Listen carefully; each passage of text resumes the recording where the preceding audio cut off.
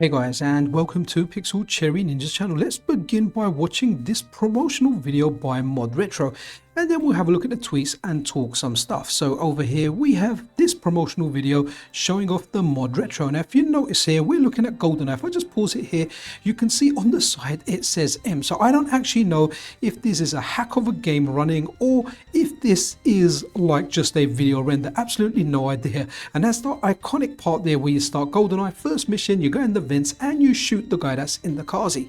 There you go, one headshot, he's dead. Now I have to say I do like this trailer, and if they've made some kind of ROM hack and upscaled it to like really HD textures, then yeah, it looks kind of impressive. Now I have to say over here they're showing us the different versions of the ModRetro, what's available here. Let's take it back a little bit. Right, so okay, after we're out of the toilet, here we go. Let's have a look at this. Right, look at this, the ModRetro. I do like the transparent colors. We can see the 4 ports for Nintendo 64 controllers at the front, but we do know this is going to have stuff like Bluetooth. Now I have to say, hopefully we can get a bird's eye view of this. Here you go, have a look at this. Now people over on the FPGA Gaming Discord, someone mentioned this reminds them of Etch-a-Sketch. Remember that toy, guys, where you had two little round knobs on each side, one went vertical, one went horizontal, and you drew stuff with it? Well, it kind of reminds me of that, but overall I do have to say I love transparent shells, and this does look good. I just love transparent consoles, so it's going to be very, very interesting to see what these guys offer. It'll be nice to see exactly what like this does that maybe the Analogue 3D doesn't, and what the Analogue 3D does that this doesn't, right? Let me just take it back a little bit, because this was kind of interesting here, where it kind of says games that defined an era, and I'm trying to see if any of these games defined my era. I mean, you know, GoldenEye at the beginning, yes. But the other games that are being shown here is that Extreme G or whatever racing it wasn't something that defined my era of gaming. For me, it was FIFA 98. I know not many people like that. I did. Mario Kart, GoldenEye above all other games. But here you go. You can reserve your interest now in order to in order to be on a waiting list for when this is released. But it seems like Analogue have kind of taken the lead, at least when it comes to release. They have gained the momentum, and will the M64 catch up? Which one are you going for more importantly? Have you got an Analogue 3D, and are you going to just leave the M64, or did you cancel or skip the Analogue 3D in order to bag yourself an M64? When it comes to the price, this is definitely lower price. Both devices have absolutely great developers. One of the developers involved with the Analogue 3D is Mazamars, Murray Atkins, a very, very talented individual. And for the M64, one of the developers involved is Robert Pape, the developer of the MiSTerFPGA N64 core, which by the way, I absolutely love and thoroughly enjoy.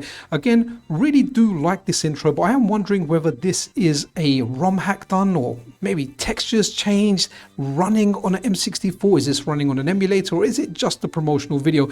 Do give me your insight if you do have any about this. So let's go up and actually read that tweet. So what's this guy here saying? This is Palmer Luckey, the finance behind ModRetro. Definitely a controversial figure, but we won't go into that. I'm here to cover the stuff that's regarding the gaming. So the ModRetro M64 hardware is getting a full reveal on Black Friday. Features, colors, our incredible new controller, cutting edge AMD hardware, etc. So that sounds interesting, a new controller as well, cutting edge. Let's see what that turns out like. I have got the 8-bit Dowdle controller that pairs with the Analogue 3D, but I haven't opened it yet. I'm waiting for my Analogue 3D to come. Next paragraph here, much has changed since we launched early bird pricing at $199 earlier this year. Things like inflation, component shortages, tariffs, and more. There was also uncertainty regarding manufacturing. Would our super efficient FPGA design really work? Would our yield actually hit targets? So some questions there. And then at the bottom here, now that we have answers to all those questions, some great news. ModRetro can keep the price at $199, not just for early signups, but for Black Friday and beyond. Get ready to see what a couple of Benjamins can still buy you. Even though I'm from the UK, I know Benjamin Franklin is on a $100 bill. You get 2 of those, you can get yourself an M64. I certainly hope that includes delivery and taxes.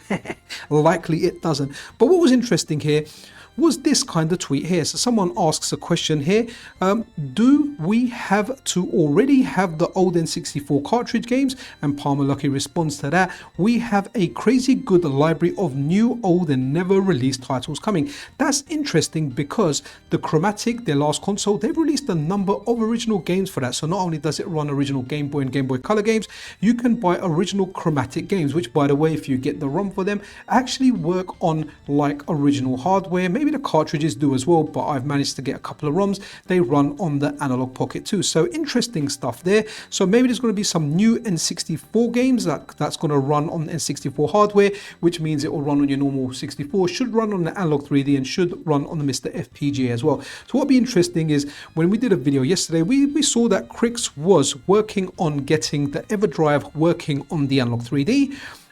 Some models work with older firmware, but we're talking like the latest. Let's say we want a new firmware, we want the X7 and we want it working. So Crix is confident it's something that can be resolved with just a firmware, a software fix. So something to look forward to on that. Question is, will the ModRetro accept the EverDrive? We don't know yet. Let's see if the Analogue starts working with that. And once people get the ModRetro M64 in their hand, let's see if it works with flashcards, because that's definitely a deal breaker for some. It might be a big plus, it might be a big minus, right?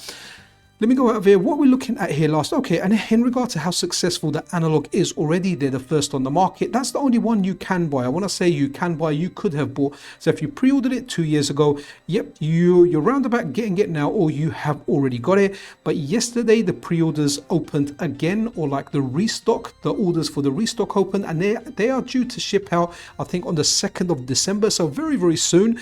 Analogue are committed to fulfilling their original pre-orders first before they go to the restock. But what was amazing here, sold out in 9 minutes. I actually found out that the white units sold out first in something like 6 minutes, and in under 10 minutes they were all gone, including all the black units. So guys, that's it. It's heating up in the space of FPGA gaming. It's something I love covering. You know, if you're on this channel, I absolutely adore and love FPGA gaming. It's really, really awesome. It's really, really cool.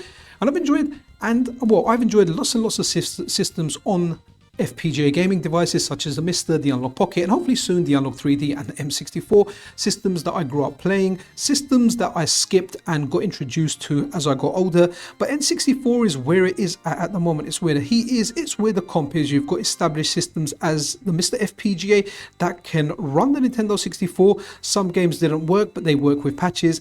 Then we've got the Analogue 3D with 100% compatibility. I remember Modern Vintage Gamers video saying that the Resident Evil game had like an issue somewhere, but for the whole part it runs the stuff very, very good. It upscales it to 4K. Then we've got the ModRetro, which is also going to upscale it to 4K, but the ModRetro team with the M64 have said that part of it will be open, so it will allow use for other cores. So it's going to be interesting. Let's see how everything develops. Naturally, stay tuned to the channel and I'll try and keep you updated with all things FPGA gaming. But that's it for this video, guys. Share your thoughts below. Let me know what you think. Are you an Analogue guy? Are you a ModRetro guy? Or are you gonna buy both or none and you're sticking to MiSTer? Either way, FPGA game is freaking interesting. Be awesome to one another. This is Pixel Cherry Ninja out.